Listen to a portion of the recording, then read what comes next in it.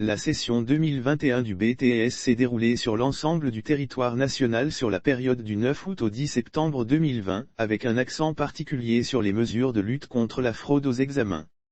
Cette session a enregistré 56 750 candidats inscrits, avec 54 535 présents répartis dans les filières tertiaires et industrielles.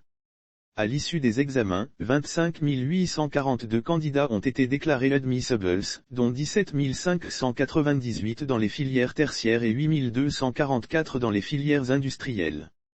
Ces résultats représentent un taux d'admissibilité global de 47,39% en 2021, contre 52,93% en 2020, soit une régression de 5,54 points en lien avec le dispositif strict de contrôle et de vérification.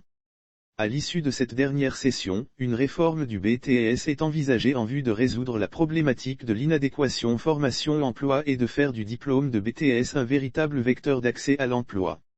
Par ailleurs, pour la session 2021, sur 87 095 bacheliers, 69 332, soit 79,61% des bacheliers, se sont préinscrits, dont 51,44% en sciences humaines, sociales, littéraires, 46,25% en sciences de la santé et sciences naturelles et 2,30% en sciences et technologies.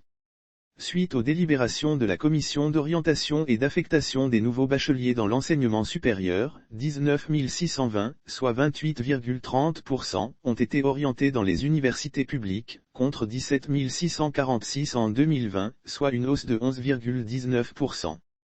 Cette augmentation s'explique par l'ouverture de l'Université de San Pedro pour cette année universitaire 2021 à 2022. Compte tenu de la forte demande et de la capacité d'accueil limitée de nos universités publiques, 49 712, soit 71,70% des bacheliers préinscrits, ont été orientés dans les établissements privés d'enseignement supérieur, contre 59 863 en 2020, soit une régression de 16,96%. Les universités privées qui offrent une formation de type licence ont reçu 11 446 étudiants, soit 23,02% de l'effectif total orienté dans le privé. Le reste des candidats qui n'a pu obtenir de place ni dans les universités publiques, ni dans les universités privées pour une formation de type licence, soit 38 266 bacheliers, ont été orientés dans les grandes écoles privées qui offrent des formations de courte durée de type BTS, soit 76,98% de l'effectif total affecté dans le privé.